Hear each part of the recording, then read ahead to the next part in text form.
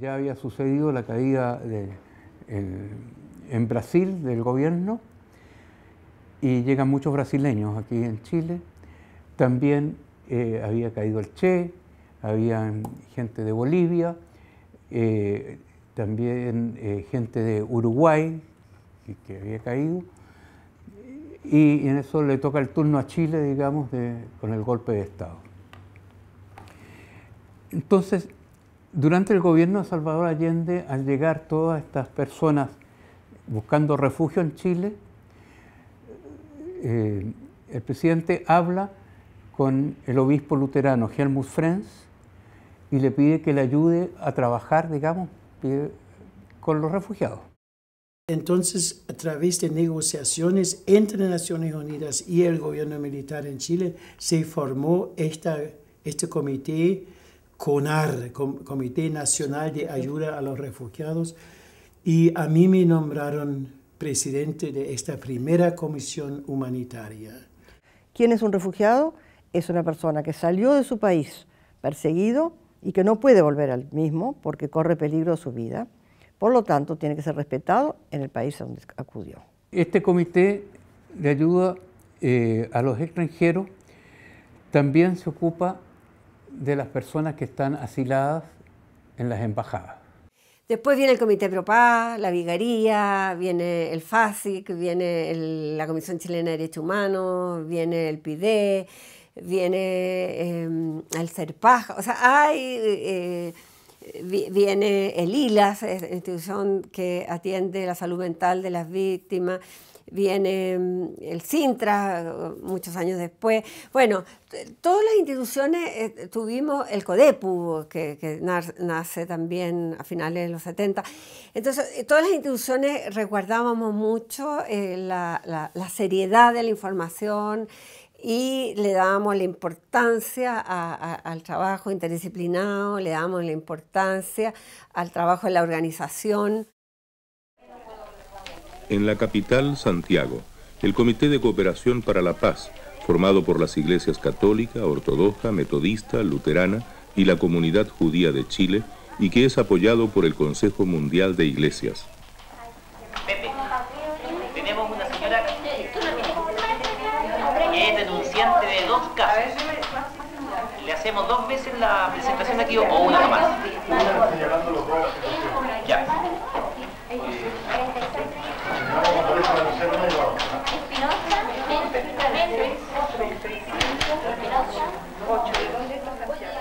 También en este comité de iglesias surgen a diario preguntas ansiosas, solicitudes urgentes, búsquedas intensas. En este país asolado por el fascismo, no existe prácticamente nadie que no busque a alguien. El comité 1 de refugiados, que era para preocuparse de todos los indocumentados que había y abrir varias casas para poder acogerlos, y el comité 2, que después se llamó ProPaz, que era para los chilenos que sufrían persecución por causa del golpe de Estado. Una vecina mía, una muchacha muy joven que vivía frente a mi casa, se me acercó y me dijo, ¿sabes, Paz? Me dice, se ha formado un comité por la paz y está llegando gente torturada, está llegando gente desesperada, en muy mal estado y no hay ningún médico que quiera atenderlo. Y yo le dije, yo lo hago, yo hago eso. Y hablé con los médicos, yo en ese momento tenía varios médicos jóvenes en formación, psiquiatras que hacían su último año de especialidad en neurología, y le dije, ¿quién me va a ayudar? Y dos médicas jóvenes me dijeron, nosotros le ayudamos. Al día siguiente de entrevistarme con Pepe Salguín, me incorporó al equipo de procuradores, que son los egresados de Derecho, que tienen la facultad de gestionar judicialmente causas, y las carpetas eran denuncias, recursos de amparo, relato, y la verdad que estuve 3 días leyendo, agobiante, porque todo aquello que uno sabía, todo aquello que uno se imaginaba, todo aquello que uno creía que podía pasar, no estaba en esos papeles, era mucho más. Personas que estaban tratando de cometer actos que hoy día calificaría de terrorista. En esa época no se hablaba de eso, no se usaba la expresión terrorista. Entonces esas personas fueron llevadas a consejos de guerra y esas personas algunas fueron fusiladas en los consejos de guerra, por instrucción del jefe del militar, y otras que las condenaron a diferentes penas de presidio, quedaron en las cárceles. Y a raíz de eso, entonces, nace el FASIC. Nosotros nos especializamos en ese trámite. Para ese trámite teníamos que montar un equipo de asistentes sociales, porque había que tener una ficha completa de cada preso, su familia, etc. Y solucionar una cantidad de problemas en esa línea. También abogados, ¿ya?, para hacer todo el trámite ante un comité especial que creó el gobierno, una comisión especial que autorizaba a los presos este cambio de pena. Tener contacto con embajadas porque teníamos que obtener visa también, porque el decreto funcionaba una vez que el preso estaba condenado, ¿verdad?, y tenía una visa. Entonces ahí podía solicitar. A veces era rechazada la solicitud, otras veces era aprobada. Yo a veces lo hacía sola. Viajaba, ¿no es cierto?, a las cárceles, y ahí lógicamente era una cosa bien extraña. ¿Por qué? Porque por un lado había una represión muy grande, pero por otro lado también había gente que no entendía mucho esto. Yo me refiero, por ejemplo, a los jefes, a los alcaides de los penales. Yo llegaba y pedía una entrevista, yo le decía, yo soy abogado, aquí está, y ahí lógicamente les mezclaba el alto comisionado de las Naciones Unidas para el refugio, ¿no es cierto?, lógicamente, ¿no? Y decía, mire, estas personas tienen visa en el extranjero, tienen que salir. Entonces yo quisiera entrevistarla. Bueno, algunos alcaldes me decían, por favor, utilice mi oficina. O sea, era una cosa extraña. Por un lado había una represión tremenda, pero por otro lado había estos espacios así. Si había un preso en Puerto Montt, nosotros teníamos que hacer una opción. Si se venía en la comisión de presos, que se llaman, que vienen recorriendo todas las cárceles, se demora un mes más o menos en llegar a Santiago. Entonces teníamos que contratar, pagar los pasajes de 2 gendarmes para que fueran a buscar el preso, pagarle el viático, pagar el pasaje del preso hasta que llegara a Santiago. Y después traer a su familia, que también estaba allá. Si el comité fuera artesanal y tiene la gracia de una obra artesanal que crece en la medida en que se dan los acontecimientos, porque así creció. Si detenían personas, abogados, si abrían juicio, abogados, empezaban a echar de las universidades, departamentos universitarios, o sea, creció artesanalmente, ¿no? Y con la orgánica de lo artesanal, que es mucho más testimonial. La vicaría ya es institucional y ya pensamos en un modelo en que pudiéramos asumir las distintas áreas. Partimos teniendo laborales aquí dentro y el año siguiente se convirtió en vicaría obrera, porque era mucho la demanda. Pero además pensamos en una vicaría que trabajara el conjunto de los derechos humanos. Yo creo que todos los abogados de la vicaría hicieron cosas magníficas, magníficas. Y también nosotros en salud. Imagínese usted que en todas esas carreras nunca a nadie le enseñaron cómo tratar a una mujer que está en esas condiciones de pérdida del marido, de desaparición de un pariente, qué sé yo qué. A nosotros no, yo luché mucho para que las asistentes sociales fueran muy tomadas en cuenta, porque eran las primeras que recibían el horror. Se crea la revista Solidaridad ya como en mayo del 76, creo que salió el primer número, una revista muy importante porque, bueno, estaban todos los medios absolutamente cooptados por la dictadura. No había ninguna voz más independiente, a no ser que eran estas cosas medias clandestinas que uno a veces tenía acceso. Y entonces esta revista da cuenta de las cosas que van pasando. Se crean desde las vicarías solanes apoyo a los comedores infantiles, a las ollas comunes para cesantes, y se da atención de salud para casos de emergencia cuando la gente no tenía acceso a los servicios de salud pública. Y se va creando eso, entonces a eso le llamamos nosotros el departamento zona. El departamento zona era un departamento que estaba a cargo de Daniela Sánchez en esa época, que daba sostén, recursos y lineamientos a los equipos de trabajo que se fueron a trabajar en las vicarías zonales de la región metropolitana. Apenas pudimos, nos contactamos con la Vicaría de la Solidaridad de Santiago y pusimos en San Fernando una oficina de la vicaría. Hablamos con un abogado de Santa Cruz, Alejandro Ratia, que había estudiado en el seminario, que era muy amigo de nosotros, y él iba todos los días a San Fernando a analizar y estudiar casos.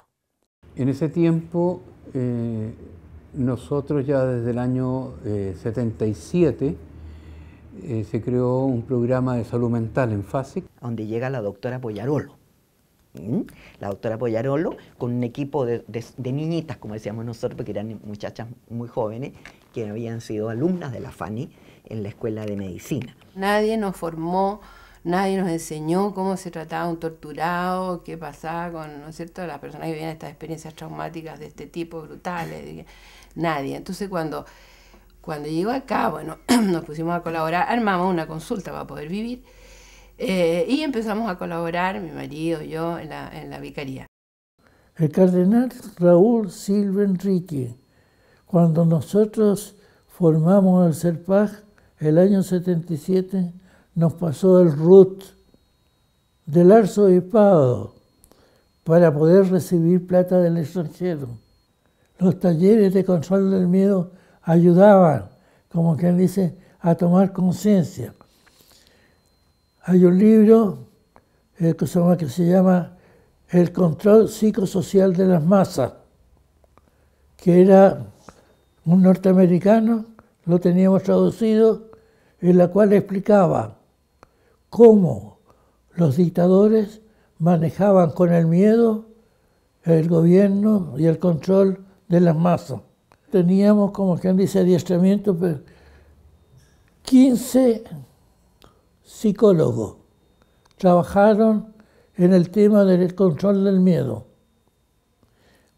4 ya pedagogos o profesores nos metimos a estructurar las sesiones con todo el apoyo que nos dieron, conversándolo con otros tantos profesionales. Y salió una cosa estupenda. El trabajo que se hacía, y quedaron 2 que continuaron haciendo parte de este equipo. Eso mismo yo después lo repetí en Paraguay, en Perú, en Ayacucho y en Lima, en México. Pidés barnhem i Santiago ligger bakom en hög myr i ett äldre villaområde. Pidé betyder skydd för barnen som skadats av undantagstillstånden. Organisationen bildades 1979 för att hjälpa de som drabbats mest av förtryck och misär, barnen till fascismens offer.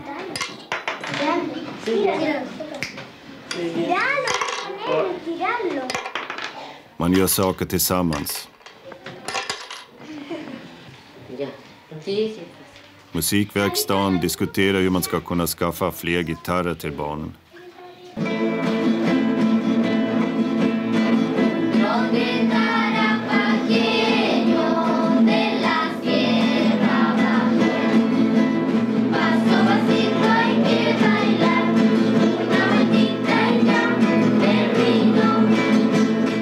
För dem är gemenskapen livsviktig. Alla har de fått psykiska besvär av de lidanden och av terrorn som drabbat familjerna.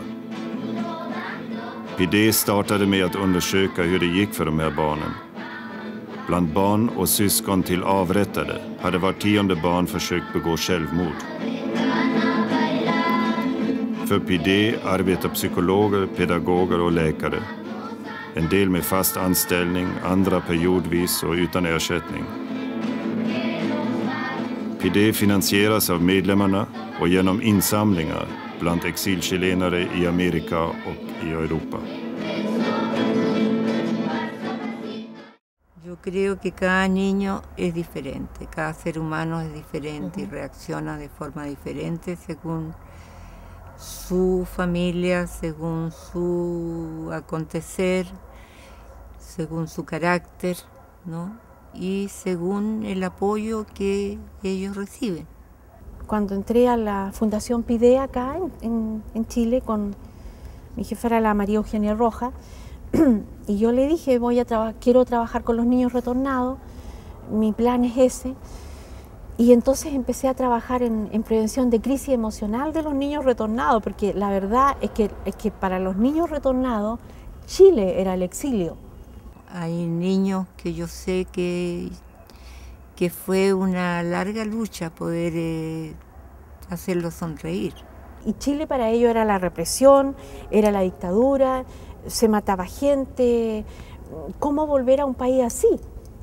Apareció una propuesta de Santiago del PIDE Central. ¿Eso en qué año más o menos? Yo calculo más o menos, 83, 84 más o menos. Y bueno, y ahí nos instalamos con cierto respaldo porque nos permitió un espacio físico, se arrendó una casa, venía financiado el programa, trabajamos mucho interdisciplinariamente porque teníamos talleres de análisis de niños, donde cada uno aportaba su visión y de ahí salían lo que teníamos que profundizar más o menos. Abrimos dos áreas de trabajo, una era la asistencia social propiamente tal y la otra era el trabajo terapéutico en los talleres, pero teníamos una gran incidencia especialmente con los retornados, los hijos retornados, incorporarlo al país donde llegaban, donde se sentían exiliados en la patria de sus padres. Y eso nos llevó incluso a recorrer la historia de Chile porque la desconocían. Háblame de Suecia, ¿cómo era? ¿Cómo eran tus amigos? Tráeme fotos. Mostrémosle a los niños que estuvieron en México cómo es Suecia. Y tú en México cuéntale qué comía. Bueno, entonces todo eso fue tan lindo porque junté a grupos que habían sufrido lo mismo, que era el desarraigo de la vuelta, de empezar otra vez acá a vivir y que, por ejemplo, los que venían de Dinamarca hablaban agringado y los niños de la escuela se reían de ello. Entonces, o la profesora también a veces perdía la paciencia y le decía, pero no te entiendo lo que me quieres decir. Entonces, eso era terrible para los niños. Pero saber que otros en el grupo decían, a mí me pasa exactamente lo mismo, también se ríen de mí. Entonces, estar en un grupo era como muy mágico, muy bonito para reconocer la situación que vivían. Trabajé yo con los papás también, con los presos políticos en talleres terapéuticos que tenían que ver con el arte, con los niños trabajaban para desarrollar la identidad, porque venían muchos que no conocían Chile, habían nacido en otro lugar. Entonces teníamos que insertarlo a este mundo y era totalmente diferente y nuevo. Entonces habían cabros que no se comunicaban, y logramos eso a través del juego. Trabajamos mucho con educación popular, entonces era una cuestión de dinámicas grupales, era una cuestión casi familiar. Me da un gran gusto cuando de pronto hay una niña que me abraza y me dijo, yo estuve en el PIDE. Y los mejores años de mi vida los pasó en el PIDE. Entonces eso uno lo llena de alegría. El Partido Socialista en el año 80, 81, me pidiera, ¿no?, que lo representara en la formación de la Comisión de Derechos Humanos en la Cuarta Región. Y esa era una instrucción que venía de Santiago, la Comisión Nacional, que empezó a dar vida a las comisiones regionales de derechos humanos. Así con un conjunto de gente de otros partidos, de la izquierda cristiana, del MAPU y del Partido Comunista, de verdad que nosotros no recibimos nunca un peso de recursos exteriores que haya llegado de militantes de partidos, nunca. Pues fue el discurso de Pinochet que la Comisión de Derechos Humanos recibía tanto. No, nunca. Paso a formar parte de la Comisión de Derechos Humanos como tal. Era una comisión que funcionaba en el centro de Viña, que más bien era como una especie de coordinadora, porque el trabajo fundamental de la época estaba radicado en los comités bases de derechos humanos que había en cada uno de los cerros de Valparaíso. De Valparaíso también, pero nosotros lo vivimos en Viña del Mar. Hubo acá 4 relegados que estuvimos en diferentes partes en el norte, uno en Punitaqui, otro en Salamanca, el que habla en Pichasca, y allí llegaban a visitarnos de FACI. Cuando llegamos acá, traíamos ya una misión de juntarnos acá con los compañeros y conformar la Comisión de Derechos Humanos. FACI, al menos a mí me indicó y a otros, que hiciéramos lo posible de crear una Comisión de Derechos Humanos. Esta comisión se formó el 10 de diciembre del año 1985. Esa fue la primera directiva. Después hubo un cambio de directiva el año 1986. A principios del 86 ya se conformó una directiva prácticamente definitiva que elaboró un programa y de ahí empezamos realmente a trabajar y trabajamos ya casi normalmente hasta el año 2002. Nosotros tuvimos varios lugares donde fusionamos. Dependía un poco del tema de seguridad, de la buena voluntad también de los vecinos, preocupados, ¿verdad?, de las detenciones, preocupados de visitar a la gente. Eso, digamos, había mucha actividad. Recuerdo también que en la comisión se atendió gente que había participado en algún evento, digámoslo así, de manera clandestina. Se organizaba más o menos, se organizaban con panfletos, cosas que se tenían, yo me acuerdo, guardadas ahí en la comisión. Y de ahí ya se empieza a gestar un poco, y un poco lo que tiene la comisión, más que es transversal. Fue muy transversal a todos los partidos acá, dentro de lo que fue la democracia cristiana. Había gente del Partido Socialista, comunista, del MIR. Entonces se daba una mística, y obviamente muy delicada, porque ahí estábamos con la integridad, salvaguardando un poco la integridad de compañero y compañera.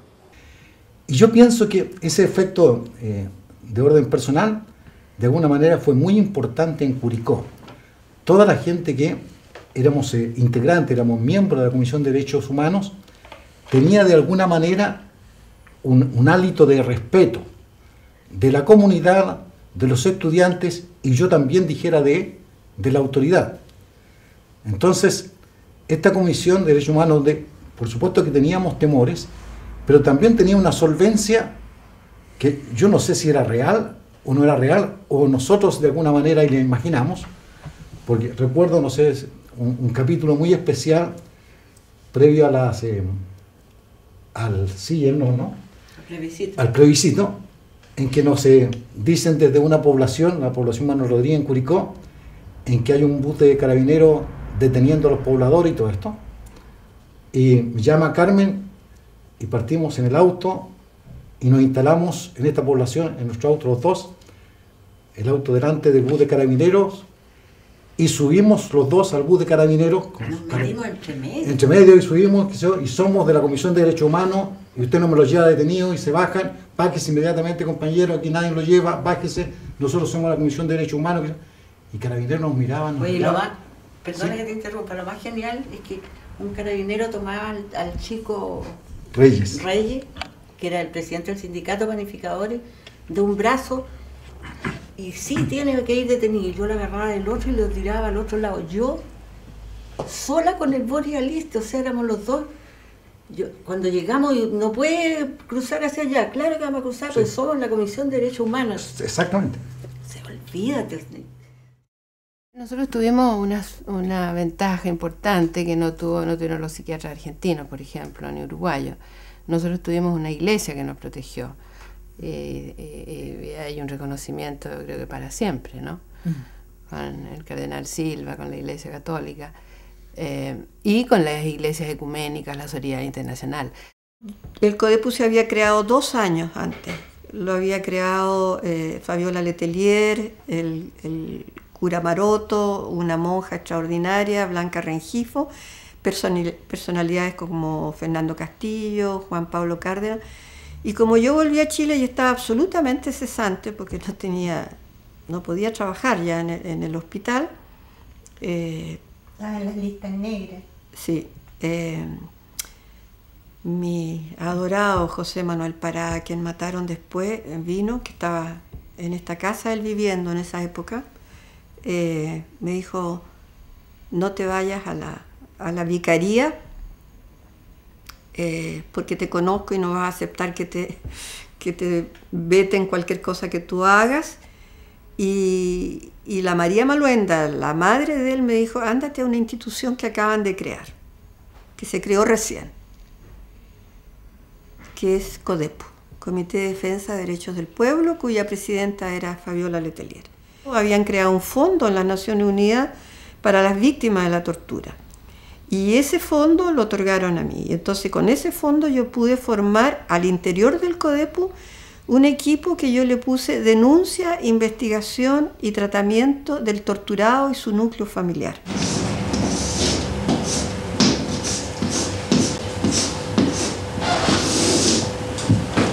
Este es el proyecto DIT de Chile.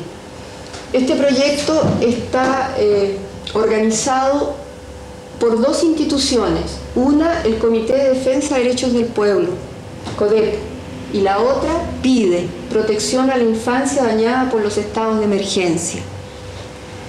Estos dos organismos están preocupados de la atención de los torturados desde hace mucho tiempo. No solo de los torturados adultos y niños, sino también de sus familias. Este proyecto se llama así porque nuestros objetivos fundamentales son la denuncia, la investigación, el tratamiento de la tortura. Nosotros tenemos además un concepto muy importante. Para nosotros la tortura es el producto de un sistema, es el producto de la dictadura.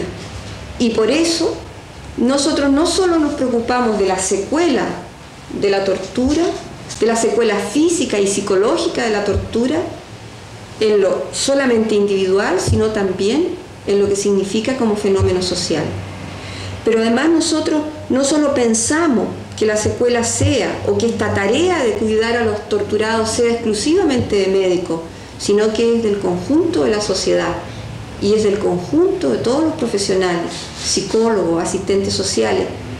Y un hecho muy importante de nuestra concepción de atención a la tortura es que son las propias víctimas de la tortura las que deben asumir su rehabilitación.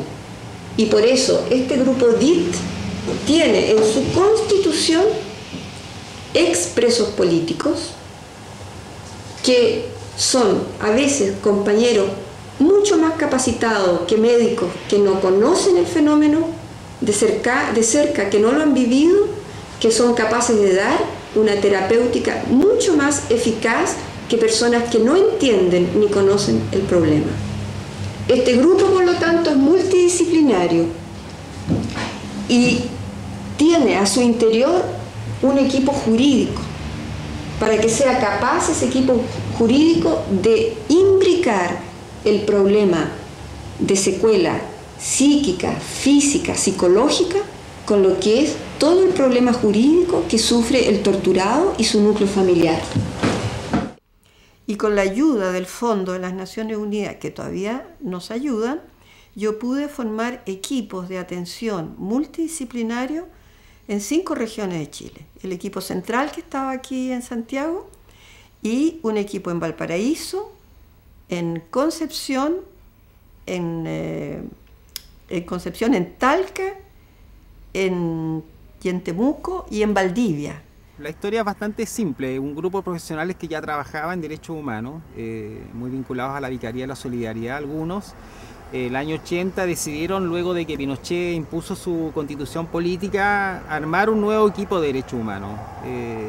La evaluación de ese grupo de personas en ese tiempo era de que en realidad si aquí no había una confrontación más política con la dictadura militar, esta cosa no iba para ningún lado. Entonces, CODEPU se formó como un equipo profesional en derechos humanos que siguieron haciendo el trabajo de atención tanto jurídica como de salud mental, como de organización, pero se constituyó como un equipo de trabajo que empezó a hacer procesos más organizativos en las poblaciones, con los gremios, hacía un trabajo definitivamente mucho más político de lo que ya se venía haciendo en materia de derechos humanos.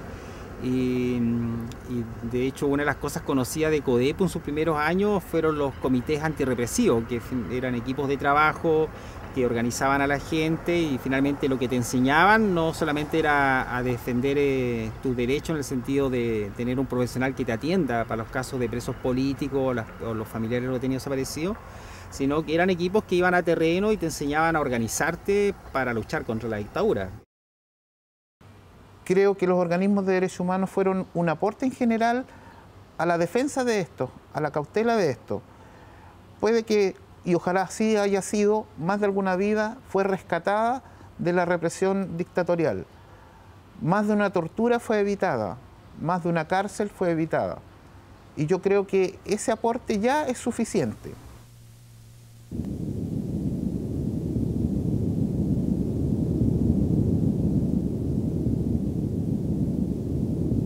Estaba muy excitada, pensé que Chile era lindo. Me imaginaba que era igual que México, así sin verde, sin nada de pasto. Súper choro porque mis papás siempre hablaban de Chile, todos sus momentos buenos en Chile, entonces yo creía que era, no sé, de puros amigos, puras amistades.